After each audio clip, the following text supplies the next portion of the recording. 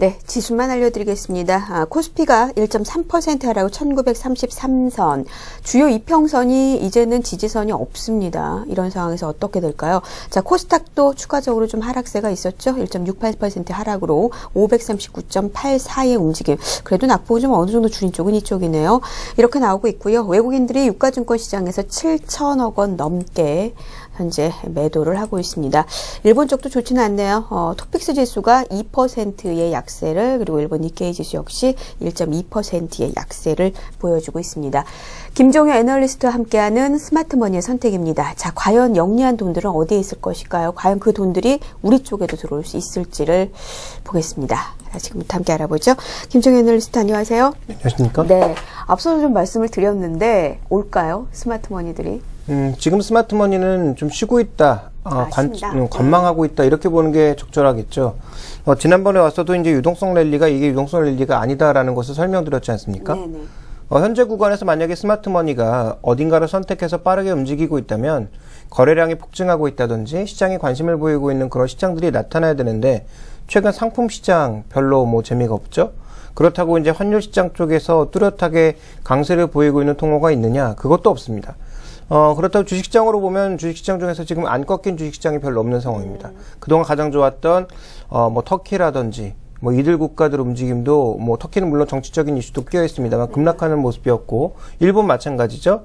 또 이머징 마켓도 전반적으로 부진한 가운데 미국과 이 선진국 시장마저 좀 내리고 있는 상황이기 때문에 지금 대부분의 스마트머니는 제가 보기에는 좀 쉬고 있는 구간이 아닌가, 이렇게 판단하고 있고, 이 쉬는 구간 속에서 추이를 잘 살펴보다가 어느 한쪽의 자산이 또 선택이 된다면 그때 흐름은 좀 더 빨라지지 않을까 이렇게 보고 있습니다. 쉬고 있다 어느 한쪽 선택되면 그쪽으로 급속도로 붙을 거란 말씀이시죠? 알겠습니다. 그런데 좀 우리는 오를 때도 같이 모르고 많이 얘기하잖아요. 내릴 때도 같이 또 심하게 내리는 그런 양상들이 나오고 있습니다. 그게 제일 억울한 거죠, 이제. 그게 억울해요. 근데 또 이유는 있는 것 같기도 하고요. 근데 오늘 나온 얘기 중에 사실 그동안 유동성에 대한 얘기를 참 많이 했어요. 돈이 안 들어오니까 우리 증시가 좀 안 좋았다. 이렇게 얘기를 했는데 실물적인 부분을 좀 체크하는 게 있어서요. 삼성전자에 대한 이야기입니다. 여러 가지 이야기를 좀 많이 하실 텐데요. 자, 첫 번째로 좀 보겠습니다. 오늘 증시 삼성전자 하락하고 있고요. 코스피, 코스닥 모두 다 하락하고 있습니다. 어떻게 원인을 찾고 계세요? 원인을 찾자면 여러 가지가 있겠죠. 이제 가장 중요한 것은 경기 불확실성입니다.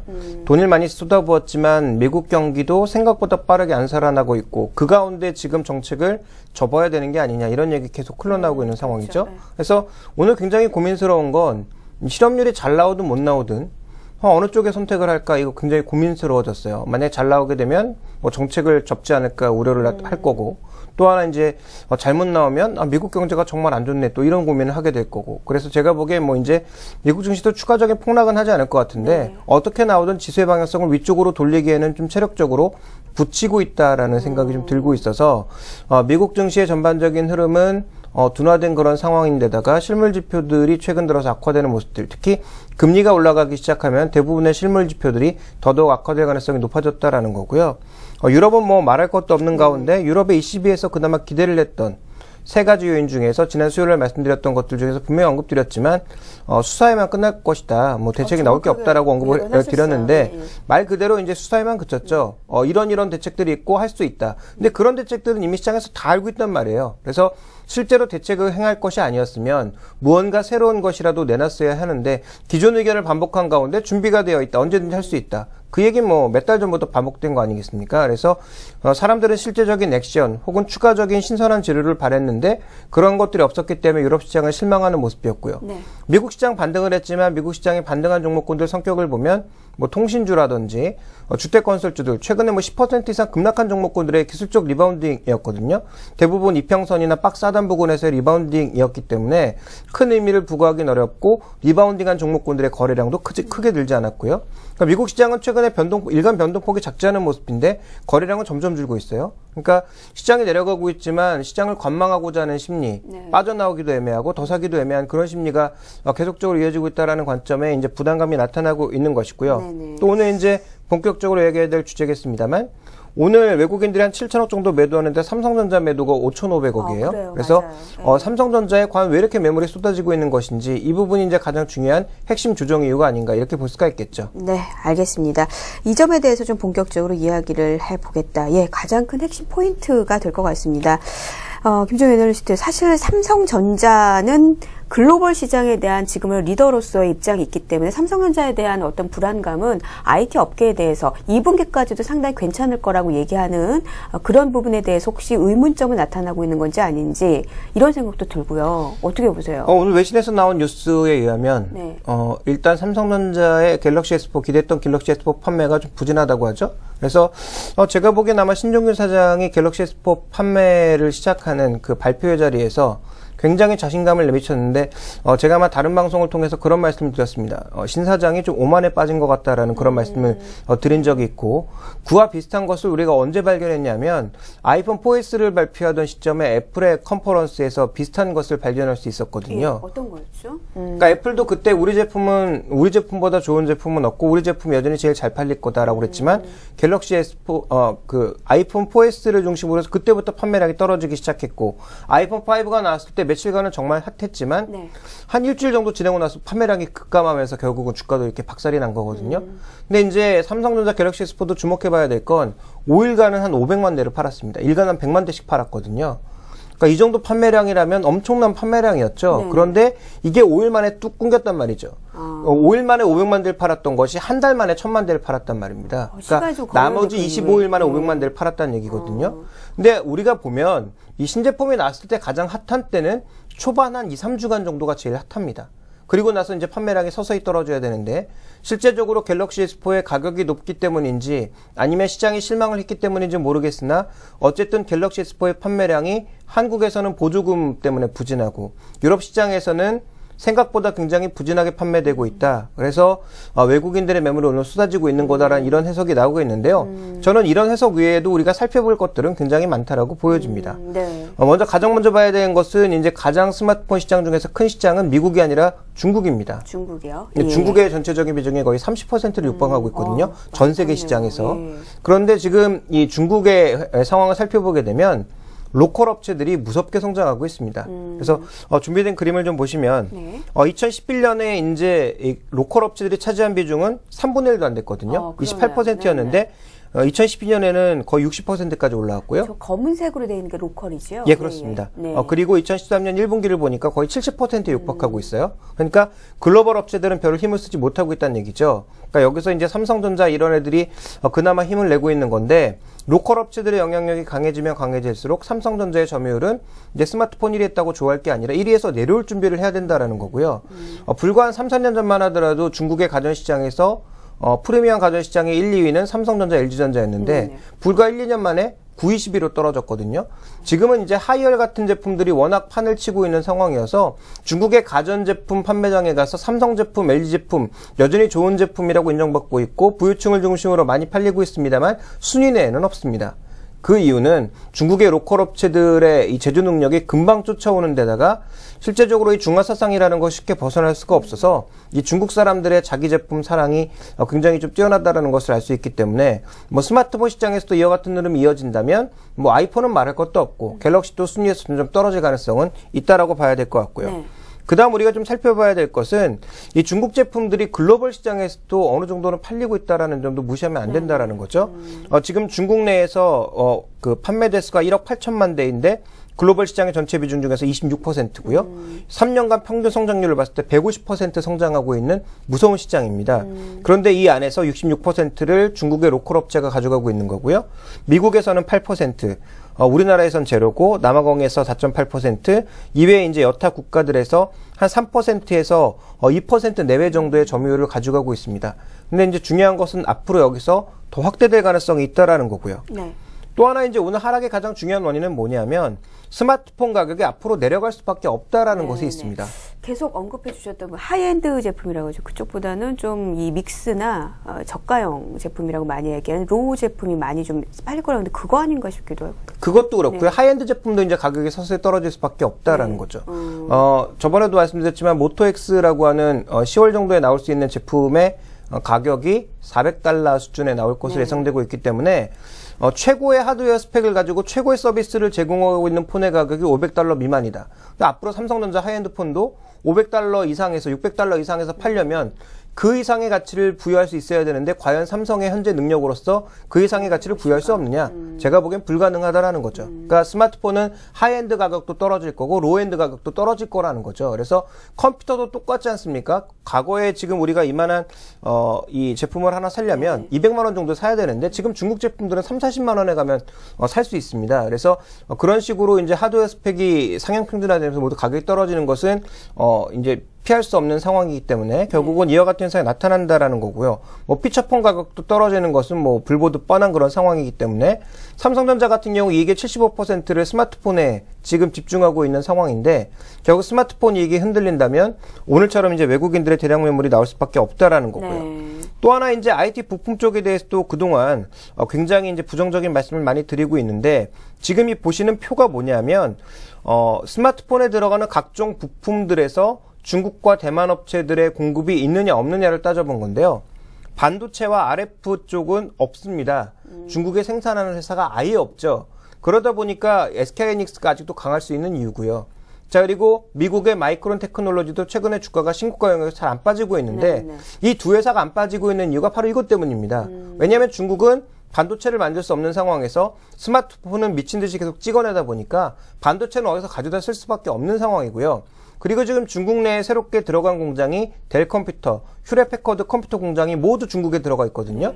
그러니까 이제 단가를 낮추기 위해서 이제 공장들을 많이 중국으로 이전을 했는데 이쪽에서 이제 반도체 수요를 엄청나게 당기다 보니까 결국은 디램 가격 PC용도 안 빠지고 모바일용도 안 빠지고 거기다가 이제 울트라 PC라든지 컨버터블 PC 같은 것들이 나오기 시작하면서 결국은 낸드 플래시 가격도 안 빠진단 말이죠. 왜냐하면 SSD 같은 것들을 만들어야 되니까 그렇죠. 낸드 플래시 가격도 잘 안 빠지고 있다 이겁니다. 그래서 이제 반도체 쪽은 그나마 이런 이 폭풍장에서도 주가가 잘 안 빠지고 그나마 버티고 있는 거고요. 나머지 부품들 보시면 AP도 지금 자체 생산하고 있죠.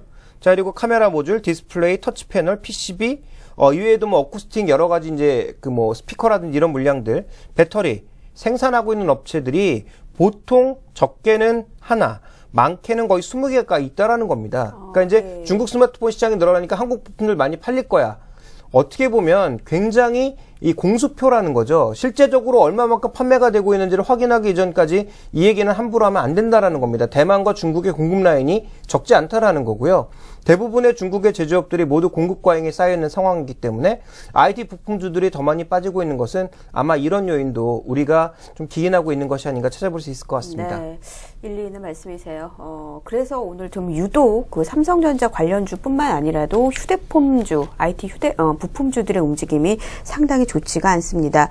그러면 여기서 좀 딱 잘라서 얘기를 해보도록 하죠. 삼성전자 IT, 특히 IT 부품 쪽 매도 관점으로 계속 봐야 되는 거예요. 일단 이렇게 내릴 때는 어쩔 수 없지만 반등할 때마다 계속 비중을 줄여야 된다. 하반기는 상당히 좋은 전망이 많이 나왔었단 말이에요.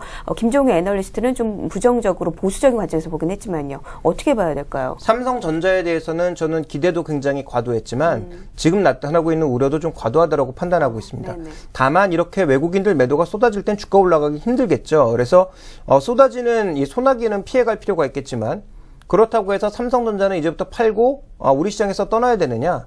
이것까지는 아니라고 보고 있기 때문에 삼성전자는 조정시 매수 관점이긴 한데 외국인 매물이 오늘로 끝이냐 아니면 며칠간 더 이어지느냐 정도는 판단해 보면서 비중을 더 늘릴 것인지 신규 매수를 들어갈 것인지를 결정하는 게 좋을 것 같고요. 제가 보기엔 뭐 140만 원권 정도 아래까지 만약에 이제 충격적으로 빠진다면 그때는 조금 강력 매수 관점으로 돌아서야 되지 않을까 이렇게 판단을 하고 있습니다. 그 외 나머지 종목군들에 대해서는 별 관심이 없고요. 그리고 IT 부품에 대해서는 이제부터는 철저하게 숫자 확인하는 과정이 필요하다. 특히 이 숫자는 매출에 대한 확인이 아니라 이익률에 대한 확인이다라는 거죠. 그렇겠죠. 그래서 기존에 이제 이익률 한 20%에서 10% 정도 가량 가져갈 것으로 올해 모두 수익 추정을 하고 지금 운영을 하고 있는데요.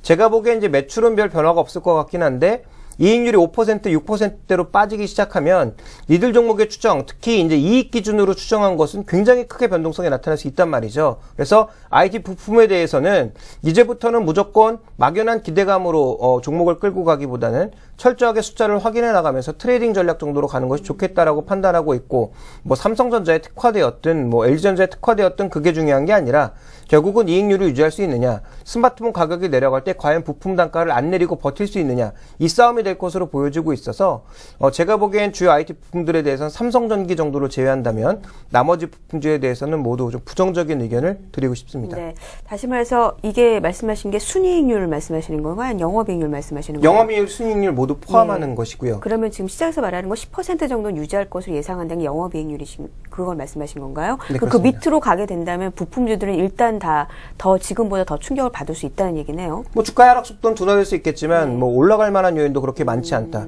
그리고 만약에 이게 지금 10% 이상 성장할 것으로 봤기 때문에 비교적 10배까지의 밸류에이션을 부여했지 않습니까? 네. 근데 이거 5%, 6% 떨어지면 밸류에이션 또 낮춰야 되거든요. 그래서 제가 보기에 이제 IT 부품의 가장 큰 핵심은 기대감을 조금 낮춘 상태에서 우리가 이제 접근을 해야 되지 않을까. 그리고 밸류에이션 재조정 과정이 있지 않을까. 이 부분을 좀 고민을 하고 있습니다. 네, 사실 코스닥 시장에서 뭐 성장성이 있으면 10배 이상 보기도 했지만 하여튼 많이 받기는 받고 있어요. 코스닥 시장에서 이 관련 부품주들이요. 알겠습니다. 일단 사실 제가 SK 하이닉스에 대해서 질문 드려보려고 했는데 앞서 좀 얘기가 나온 것 같아요. 결국은 SK 하이닉스가 이렇게 안 빠지고 그래도 잘 버티는 이유가 앞서서 말씀하신 대만과 중국이 제품을 많이 만들면 어쩔 수 없이 이쪽에서는 역시 또 실적이 좋아질 수밖에 없는 그런 상황이라는 말씀이시잖아요. 네.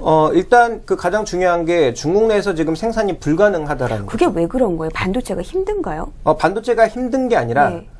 지금 반도체가 가장 먼저 전 세계 산업 중에서 구조조정을 심하게 했고 구조조정을 통해서 남은 업체가 이제 3개밖에 안 남지 않았습니까? 엘피다, 마이크론, 연합, 네, 삼성전자, 그렇죠? 하이닉스 3개 남았거든요. 그러니까 이제 다른 데서 그만큼 대규모의 투자를 통해서 어디를 인수하지 않는 이상 새롭게 시설 라인을 깔아서 기술력을 쫓아가기가 너무 벅차다라는 거죠. 왜냐하면 이미 이 3개 업체 중에서도 엘피다 같은 경우 삼성전자의 뭐 10나노 기술, 20나노 기술을 쫓아가기 너무 벅차다라는 거죠. 그런 관점에서 보기 때문에 중국이나 대만에서 지금 당장 반도체를 시작할 수가 없는 거고요. 그렇다면 반도체의 수요 공급은 지금 거의 안정화된 상황이고 우리가 흔히 이제 바이오 마켓이냐 셀러 마켓이냐를 보는데 전형적인 셀러 마켓이거든요.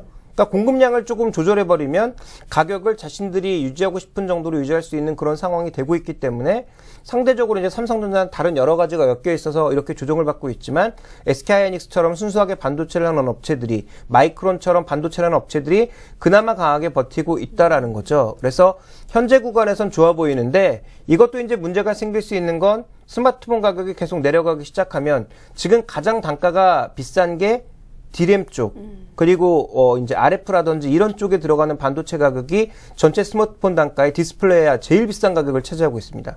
그렇다면 가장 먼저 가격을 후려칠 것은 디스플레이와 반도체 쪽이거든요. 그러니까 대량을 물량 공급받는 중국 쪽에서 뭐 새 업체를 가지고 이제 장난질을 칠 수 있는 거죠. 너희보다 저기가 더 싸게 준다던데, 저기가 더 싸게 준다던데, 뭐 이런 식의 어떤 장난질을 하기 시작하면 결국은 그동안 셀러 마켓으로 움직였던 것이 바이오 마켓으로 움직일 수도 있다라는 거고요.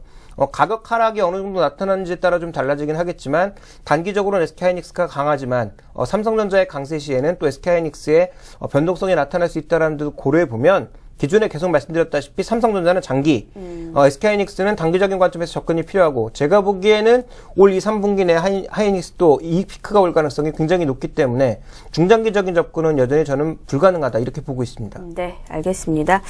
왜 많은 분들이 SK하이닉스 일단 단기적으로는 괜찮고 좀 차차 갈수록 삼성전자가 조금 더 안정적일 것이다 이렇게 보는 이유가 여기서 좀 설득력 있게 얘기가 된 것 같습니다.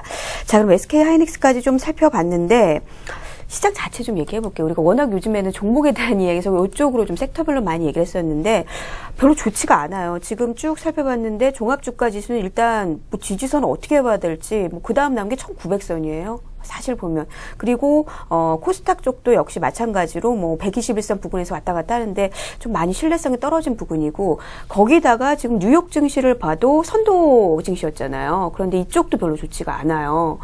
증시 어떻게 봐야 될까? 글로벌 증시, 그 자산 중에서 증시라는 쪽으로 어떻게 봐야 되는 겁니까? 결국은 이제 금리가 문제라고 생각이 네. 되는데요. 금리가 계속 올라가는 추세가 꺾이지 않는다면, 빠르게 꺾이지 않는다면, 제가 보기에는 단기 랠리는 좀 끝났다라고 판단하고 있습니다. 그래서 뭐 6월부터 뭐 썸머 랠리 얘기가 나왔을 때부터 이러지 않을까라는 좀 고민을 했었는데, 금리가 좀 빠르게 떨어지지 않으면 제가 보기에는 전 세계 증시의 단기 랠리는 저는 끝났다라고 판단하고 있는데요. 그렇게 보고 있는 결정적인 계기는 지금 경제 회복이 제대로 된 것이 아니라 금융시장 내에서만 돈이 돌면서 금융자산들만 이렇게 가격을 조정해가면서 끌어올린 상황이거든요. 그러니까 일종의 거품이 쌓였다라는 거죠. 물론 거품이 과거처럼 과도하게 쌓이지는 않았지만 최근에 급등한 종목을 중심으로 해서 분명히 거품이 쌓였다라는 겁니다. 이 거품 제거 과정이 금리의 상승으로 나타날 수밖에 없다라는 거고, 이 과정에서 나타났던 것들을 우리가 하나하나 좀 살펴봅시다. 최근에도 채권 펀드 쪽으로 돈이 계속 들어가고 있거든요. 그런데 과연 이 돈이 뭐 1%, 2%의 수익률을 기대하는 국채시장으로 들어가고 있을까요? 물론 국채로 들어가는 것도 일부 있겠지만 대부분 7%에 4% 정도 수익률을 주는 하이힐드 펀드 쪽으로 들어가고 있거든요. BBB 정도 되는 그 부분 말씀하시는 거죠? 네, 그리고 최근에 정크펀드 쪽으로도 또 돈이 들어가면서 세상의 정크본드의 수익률이 5%대까지 내려왔습니다. 과거 정크본드라고 하면 보통 30%에서 20% 정도의 수익률을 보이는 것이 일반적인데 기존 금리가 워낙 낮다 보니까, 그리고 살만한 채권이 없다 보니까 조금이라도 수익을 내기 위해서 금융기관들, 보험 쪽에서 결국은 상대적으로 하이힐드 펀드 쪽으로 마구 들어가기 시작하면서 이런 채권 가격들을 엄청나게 끌어올려 놨거든요. 이게 문제라는 거죠. 그러니까 국채는 문제가 생길 가능성은 저는 낮다고 봅니다.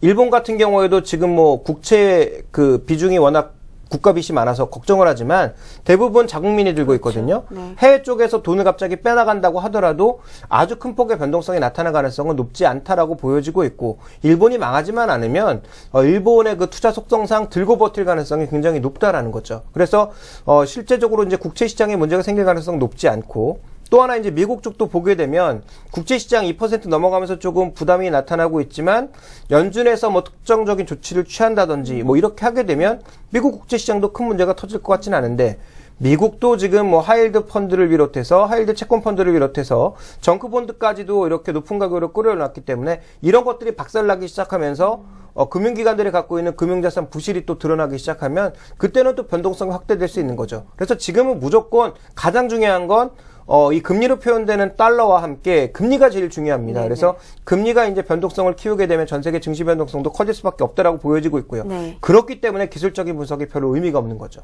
그래서 네. 기술적으로 지금 뭐 미국도 51선 부근에서 왔다 갔다 하고 있는데 미국은 51선을 굉장히 중요한 추세선으로 보고 있죠. 200일선과. 그래서 51선이 뭐 붕괴되면 뭐 폭락하는 거 아니냐. 근데 금리가 이렇게 급등하지 않는다면 저는 폭락할 것 같진 않아요. 어쨌든 금리가 가장 중요한 상황이고, 우리 시장도 주요 이평선을 모두 이탈한 상황이기 때문에 지지선이 없다. 그런데 외국인들의 수급이 조금만 바뀌게 되면, 글로벌 시장이 안정돼 바뀌게 되면 우리 시장도 언제든지 V자 반등을 할 수 있거든요. 몇몇 종목을 중심으로 해서 밸류에이션이 싼 것은 사실이니까. 그래서 전체 이런 관점으로 봤을 때 지금은 기술적으로 접근하기는 쉽지가 않다. 그러니까 기술적으로 접근하기보단 오히려 금리 같은 것들을 중심으로 보면서 이것들이 과연 부실을 시장에 굉장히 이제 끌어올 수 있을 만한 영역으로 가느냐, 아니면 그렇지 않고 현재 구간에서 안정화 단계로 가서 결국은 다시 완만하더라도 반등을 하든지 아니면 박스권 안에 묶이면서 조금 모멘텀을 찾아나가는 그런 기다리는 관망 형태로 가든지, 그렇게 전환되는 시점을 기다리는 것이 좀 좋지 않을까, 이렇게 보고 있는 것입니다. 네. 금리 잠깐 더 얘기를 해볼게요. 금리라는 부분이 우리는 금리라고 얘기를 하지만 이게 채권 수익률이란 말이에요. 저 정크본드 5%까지 떨어졌다고 깜짝 놀랐어요. 그 정도로 지금 채권 시장도 많이 몰린다는 얘기인데, 여전히 이렇게 정리를 하면 될까요? 금리가 오르던 내리던 일단 변동성이 커지지만 않으면 주식시장은 좀 조용하게 어쨌든 간에 좀 자리 잡기를, 제자리 찾아가기가 될 것이라는 말씀이세요? 아니면 금리가 다시 한번 떨어져야 된다는 말씀이에요? 어떻게 봐야 저는 되는? 금리가 떨어져야 된다고 생각합니다.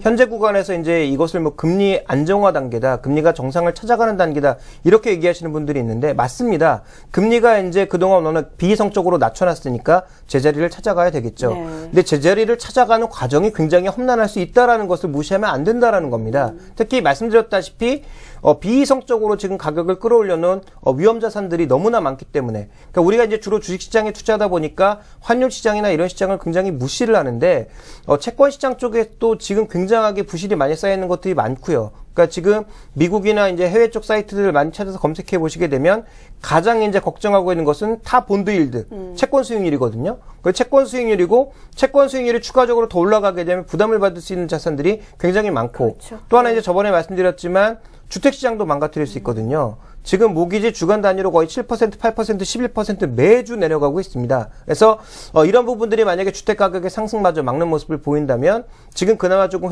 회복되었던 심리 지표들, 그리고 소비 지표들 이런 것들도 다시 한번 훼손시킬 수 있고, 또 주택시장이 훼손되게 되면 전체적으로 미국 시장의 탄력 자체도 줄어들 수 있는 상황이기 때문에 오늘 연준의 베이지북에 살펴봤다시피 미국이라고 하는 경제도 12개 권역으로 나눠서 연준들의 시각을 보니까 지역별로, 산업별로 완전히 천차만별이란 말이죠. 좋은 쪽은 굉장히 좋지만, 과열될 정도로 좋지만 안 좋은 쪽은 여전히 안 좋은 그런 상황이라는 점을 고려해 봤을 때 현재의 금리 상승은 솔직히 버틸 수 있는 회사가 그렇게 많지 않을 거다라는 거죠. 그리고 채권 투자했던 펀드, 그 외에 이제 우리가 흔히 얘기하는 이 제도권이죠. 이 보험이라든지 여러 투자 기관들, 이런 데서 모두 문제가 나타날 수 있다는 관점에서 현재 심티는 돈을 사용하는 가격이라고 볼 수 있는 금리가 과연 상승을 하는지, 여기서 안정화만 돼도 그나마 다행인데 만약 안정화되지 않고 지속적으로 올라가기 시작한다면 그때는 이제 채권 시장의 붕괴에 따른 글로벌 시장의 전체적인 위험이 크게 확대될 수 있다. 이 부분을 계속 강조드리고 싶습니다. 네, 사실 그 부분은 한 번은 있어야 된다는 얘기들을 많이 하고 있는데 이게 너무 커지면 문제는 될 거예요. 그렇죠? 알겠습니다. 지금 TNX 10년 만기 국채 수익률인데 사실 지금 말씀드린 부분은 소위 말해서 이 채권 중에서도 좀 금리 리스크를 담은 그런 채권들에 대한 이야기도 좀 많이 했습니다. 채권이 다 같이 좀 안전자산도 아닌 것 같다는 생각이 들고 있습니다. TNX 쪽 보니까 좀 등락폭이 좀 상당히 많이 나오고 있어요. 최근 들어서도. 어쨌든 지금 현재 핵심은 금리라는 점도 꼭 확인을 하셔야 될 것 같네요.